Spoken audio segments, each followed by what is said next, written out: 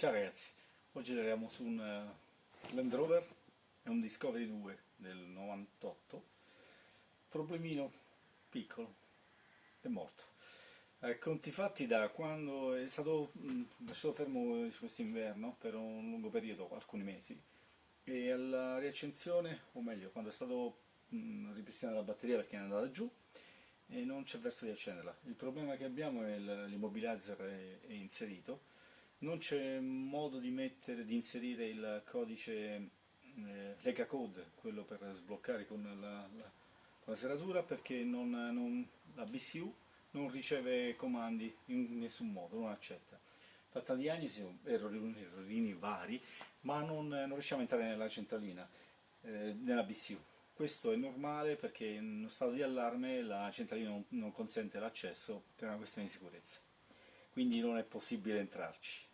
Adesso stiamo facendo un controllo sulle centraline, quindi sulla BCU, per capire se ha qualche problema, perché non vengono alimentate le serrature, non c'è alimentazione, i pulsanti funzionano, quindi girando la chiave sulla BCU si ricevono i comandi, ma semplicemente perché li vado a testare con il multimetro, ma non c'è attività. Quindi niente, andiamo avanti con i controlli. Quello che è stato fatto è testare la rete, questa è una K-Line, è stata controllata. Quando dialogo con la centralina e riesco a farlo, abbiamo attività.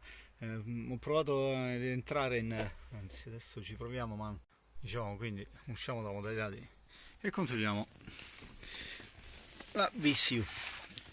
Allora, sulla BCU ho verificato tutte le alimentazioni, quello che è possibile controllare, quindi le alimentazioni dicevo, quindi qui per quanto riguarda la BCU, che è posta sotto il cassettino lato passeggero, ho verificato sui vari connettori almeno le alimentazioni e le masse, e ci sono tutte. Ho controllato la K-Line, quindi infatti quello che vedevate poc'anzi l'ho connesso direttamente qui, quindi il cablaggio è integro, quindi non ci sono problemi con il cablaggio, è proprio lei che non comunica. Ma dicevamo, se è in allarme comunque è normale. Poi c'è un cavo, un serial bus, che è questo, che è il pin 1, sempre del connettore 0661, che è questo qui, e questo dovrebbe comunicare con il DM. Il problema è che se non c'è questa comunicazione, lei non attiva alcun tipo non fa alcuna funzione, quindi può essere anche un problema sulla IDM, Intelligence Drive Module, qualcosa del genere, va bene. Questa centralina è integrata nella scatola fusibile lato guida, quindi andremo a smontarla, almeno aprirla, fare dei controlli sopra, vediamo un po' cosa vogliamo fare. Intanto facciamo dei controlli delle misure. Dimenticavo di dire che tutte le prove che stiamo facendo, scusate, tutte le misure che le stiamo facendo con l'oscilloscopio della Antec, è un 8 canali, è un Antec un 108C. Devo dire che funziona molto bene, anche perché rispetto ai costi degli altri strumenti è veramente improponibile. Questo è un low cost, ma devo dire che è molto funzionale, quindi l'importante è quello. Mi ci trovo molto bene, è un buon oggetto, sempre riferito naturalmente ai guai da prezzo. Ho verificato quindi che la BCM ha tutto ciò che deve avere, quindi alimentazione, cavo di comunicazione. Ho controllato la scatola fusibili dove è locata IDM, perché non c'è verso di far comunicare IDM con la BCU, e se questo non avviene non c'è modo di ripristinare la macchina. Ho smontato la BCM, scatola fusibili, ecco l'IDM, scusa, l'IDM, no ICM, l'IDM. Quello che ho trovato, guardate un po' qui, c'è segno di intrusione dell'acqua, molta probabilità questa centralina è andata.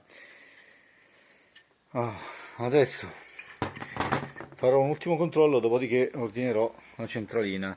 Nel manuale c'è scritto che l'IDM viene alimentata tramite il interruttore inerziale e da un fusibile 10 A. In effetti ho verificato che l'interruttore inerziale sia aperto, d'altronde la macchina è parcheggiata, comunque l'ho verificato, e l'alimentazione arriva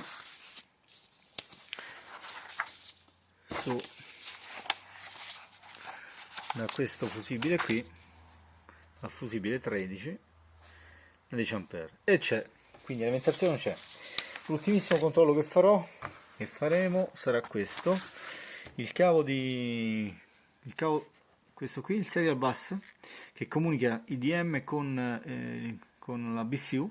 Vediamo se il cavo è integro. Fatto questo ultimo controllo, se non ci sono problemi sul cavo, beh, non resta che ordinare la centralina. Sono in dubbio se sia l'IDM o la BCU. Sinceramente la BCU l'ho smontata, l'ho aperta, non ha segni di intrusione di acqua, non ha segni di bruciature, non ha cattivo odore, non ha nulla. Questa al contrario qualcosina si vede. Quindi come prima azione andremo a sostituire questa scheda qui, questa centralina. Ok, prima di procedere con l'acquisto della scatola fusibili, testiamo il cavo di comunicazione fra VCU e IDM. Quindi ho inserito un puntale del tester lì, un altro qui, vediamo se c'è continuità. Sì, quindi il cavo di segnale c'è. Questi sono i segni dell'intrusione dell'acqua, eccolo qui. Dopo metteremo un pochino di spada di contatti. Vabbè, ordiniamo la centralina e vediamo se riusciamo a risolvere.